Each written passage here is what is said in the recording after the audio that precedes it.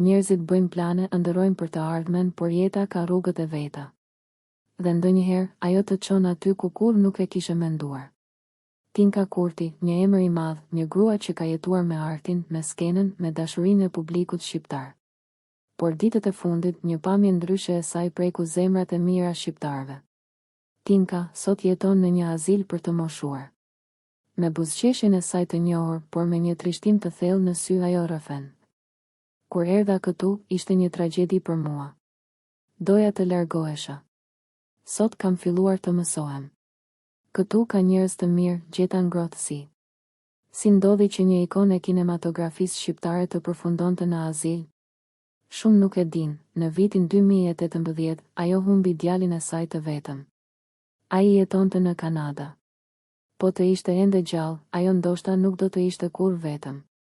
Por jeta i mori të gjitha, përveç forcës për të qëndruar në këmbë. Ajo ka 2 nipër që e duan dhe e thërrasin çdo ditë nga larg. Ata e kanë ftuar të shkojnë në Kanada.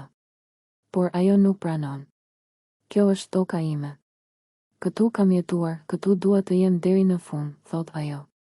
Një grua e madhe, me zemër të madhe. E vetmuar fizikisht, por kur e harruar nga zemrat tona. Sepse Tinka Kurti nuk është vetëm një aktore. Ajo është një histori. Një simbol. Një nën për artin shqiptar. Nëse të preku kjo histori, lëre një koment, shpërndaje dhe mos haro të bëhesh pjesë e kanalit ton për më shumë rrëfime që vijnë nga zemra.